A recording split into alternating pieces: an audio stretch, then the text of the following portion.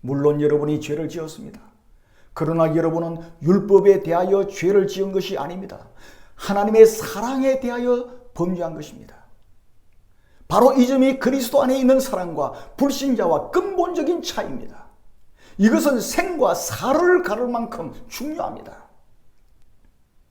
죄를 지었을 때 우리는 부끄러움을 당연히 느껴야 합니다. 그러나 정죄함을 느껴서는 안 됩니다. 왜 그렇습니까? 성경은 결코 정죄가 없다고 선언하시기 때문입니다. 과거에도 현재에도 미래에도 없습니다. 수많은 그리스도인들이 비참해지고 실패하고 죄를 짓게 되는 것이 무슨 이유입니까? 침체되어 있기 때문입니다. 마귀가 우리를 침체에 빠뜨리도록 내버려 두었기 때문입니다. 로마서 8장 1절은 이러한 모든 고통에 대한 믿음의 답변입니다. 이 말씀은 절대적이고 확실하고 완벽하게 우리에게 주신 말씀입니다. 2절에서는 그리스도 안에 있다는 사실을 더욱 정교하게 말씀하십니다. 그리스도 안에 있다는 것은 그 모든 것의 기초가 됩니다. 그리스도는 살아계시며 우리의 머리가 되십니다. 나는 그리스도에게 연합되었습니다. 예수님의 부분입니다. 예수 그리스도의 생애의 일부가 되었습니다. 엄청난 사실입니다. 나는 예수님의 십자가에 못 박힘과 죽음과 부활과 성천과 영광에 동참한 사람입니다. 우리가 그렇습니다. 그뿐만 아니라 하나님께서 우리를 그리스도 안에서 함께 하늘에 앉히셨습니다. 우리는 이미 하늘 보좌에 그리스도와 함께 앉아 있습니다. 에베소서 6장에서 분명히 말씀합니다. 그러므로 이 모든 것은 그리스도 안에 있는 우리의 것입니다.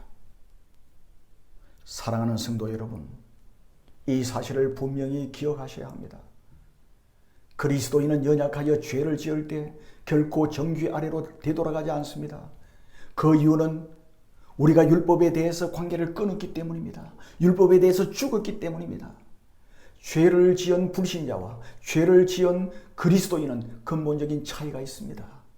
비유로 말하자면 그리스도 바깥에 있는 불신자의 범죄는 국가의 법을 어긴 것과 같습니다. 그러므로 법의 통치를 받습니다. 법의 조문에 따라 정죄를 받습니다. 그러나 그리스도인이 죄를 짓는 것은 율법이 아니라 사랑하는 가족에게 잘못을 한 것과 같습니다.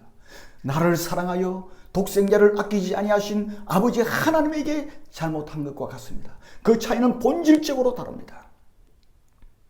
불신자가 죄를 짓는 것은 국가에 대하여 죄를 짓는 것과 같고, 그러나 그리스도인의 경우에는 남편이 그의 사랑하는 아내와의 관계에서 하지 말아야 될 일을 한 것과 같습니다. 불신자의 경우는 법을 어긴 것입니다. 하지만 그리스도인의 경우는 사랑하는 아내의 마음을 상하게 한 것입니다. 그 사랑의 상처를 준 것이 됩니다. 이것은 법적인 문제를 넘어선 문제입니다. 인격적인 관계에서 문제입니다. 사랑의 관계입니다. 하지 말아야 할 일을 했다고 해서 한 몸을 이룬 남편과 아내의 관계를 끊지 않습니다. 잘못을 저질렀다고 부모와 자식과의 관계를 끝내지 않습니다.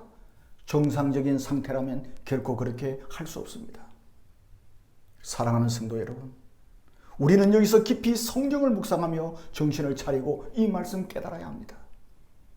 부부와의 관계에서 잘못한 것과 부모와 자식과의 관계에서 잘못은 국가와의 관계에서 법을 어긴 것보다 더 나쁜 것입니다. 더 고통스러운 것이에요.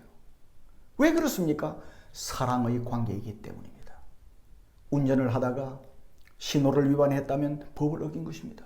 기분이 나쁘지만 법을 어겼기 때문에 벌을 받든지 벌금을 내면 그만입니다. 그러나 사랑하는 사람과의 관계는 본질적으로 달라요. 사랑하는 사람에게 잘못한 것은 사랑하는 사람의 마음에 상처를 준 것입니다. 사랑하는 사람의 마음을 아프게 하기보다는 차라리 나라의 법을 어기고 벌금 내는 것이 낫습니다. 그러므로 사랑하는 예수 그리스도 안에 있는 사람은 더욱더 죄와 싸웁니다. 더욱더 죄를 미워합니다. 더욱더 죄를 피할 수밖에 없습니다. 왜 그렇습니까? 사랑하는 예수님의 마음을 아프시게 해드리는 것이기 때문입니다. 사랑하는 예수 그리스도의 사랑의 상처를 주는 것은 법을 어기는 것보다 더 고통스럽고 나쁜 것이기 때문입니다.